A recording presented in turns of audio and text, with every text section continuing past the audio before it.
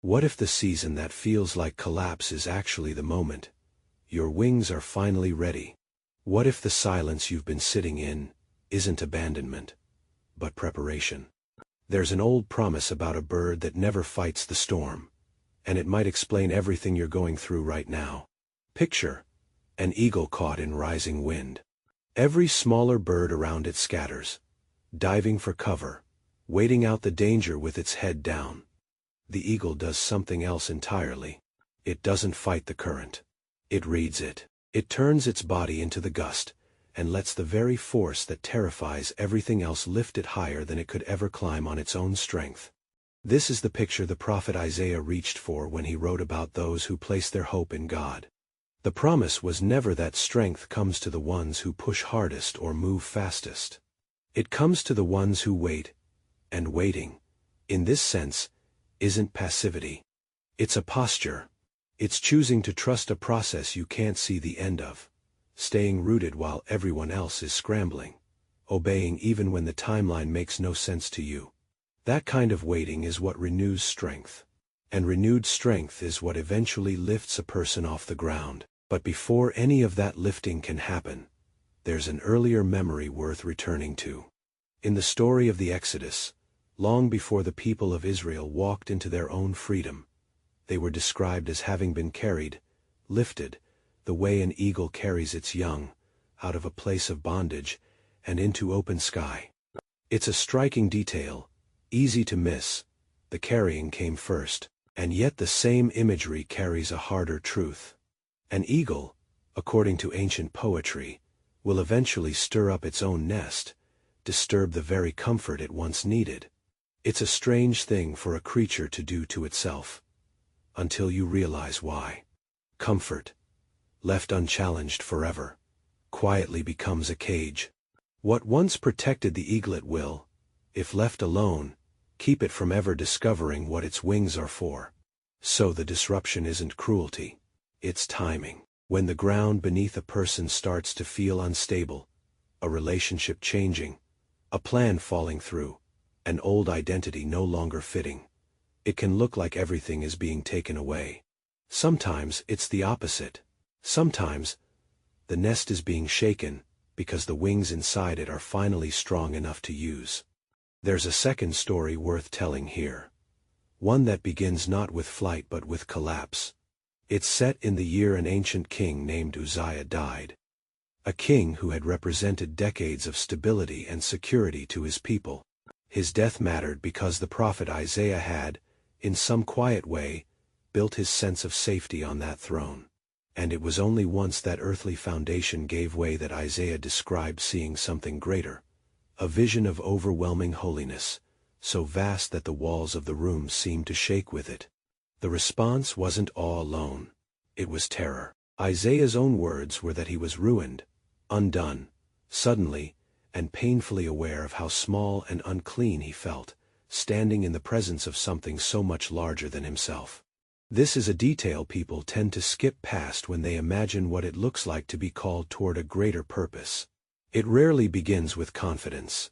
It begins with the collapse of whatever a person had been quietly leaning on instead of something bigger. Isaiah didn't raise his hand and volunteer. He fell apart first, and it was only after that unraveling, after a symbolic coal was pressed to his mouth, not as punishment but as a kind of cleansing, that he heard a question drift out into the silence. Who will go? Who will carry something true into a world that badly needs it? No one was forced to answer. The invitation simply hung there, waiting for whoever was willing. And Isaiah, still shaking, still far from certain, said the two words that would outlast him: "Here I am. Not ready, not fearless, just available. Send me." There's a psalm that circles back to this same idea from another angle, describing renewal as something that refreshes a person the way it's said to refresh an eagle, not by making them younger in years, but by restoring something in them that had gone tired. That distinction matters. A person can be exhausted, delayed, even quietly convinced they've been forgotten, and still be in the exact process this imagery describes. The tiredness isn't proof that nothing is happening. Often, It's the last stage before the lift. It's also worth naming that not every delay is simple absence. There's an account of a man named Daniel, whose prayer was answered almost immediately in one sense, and yet the answer took weeks to actually arrive, held up by resistance the text describes as happening somewhere unseen, not because the request was denied, but because something was contesting it along the way. There's a similar idea in an account where a teacher warns one of his followers that he'd been specifically targeted for a kind of unseen sifting, a pressure aimed at shaking loose whatever wasn't secure. Neither story treats the resistance as proof of failure. Both treat it as evidence that something real was underway. The eagle, notably, doesn't drop down to fight every shadow that passes beneath it. It keeps climbing, and lets the distance itself be the answer. There's something worth sitting with in that. Being chosen and being sent aren't the same event. One is decided long before a person is aware of it. The other requires an answer. The waiting, the shaking nest, the collapse of false stability, all of it seems to lead toward the same quiet moment.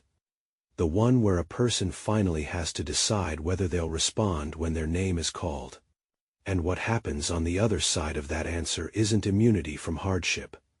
It's a different relationship to it. There's a line, written much later, about being more than a conqueror. Not because the battle disappears, but because the outcome was never actually in doubt. Chains, scars, accusations, delay, fear, none of it gets the final word. The people who wrote about this kind of endurance weren't describing an absence of struggle. They were describing something that had already been settled underneath the struggle, so that even in the middle of shaking ground, a person could stand differently. Not because they fought harder than everyone else, because they'd stopped needing to. What's striking about that account is where the confidence is placed. It isn't in personal willpower, and it isn't in having escaped the hardship. It's in something described almost like a verdict handed down before the trial even started. Settled not by how the fight goes, but by what happened before it began. That reframes the entire posture of endurance. Surrender, in this telling, isn't weakness. It's closer to the eagle refusing to fight the storm. A decision to stop resisting the current, and let something larger carry the outcome. That's the real shift the eagle points to, from beginning to end. It was never about learning to flap harder against the wind. It was about learning to wait long enough to understand it. Staying in the nest even as it grew uncomfortable. Answering when the invitation finally came, and then trusting the wind enough to rise. So maybe the honest question isn't whether life feels unstable right now. It's what that instability might actually be doing. If your nest feels disturbed, what would it look like to consider that it's preparation rather than punishment? And if a quiet invitation showed up in your life today, asking who would go, what would your answer be? If this kind of reflection means something to you, consider staying around for more. And if a particular line here landed with you, I'd genuinely like to know which one. Leave it in the comments below.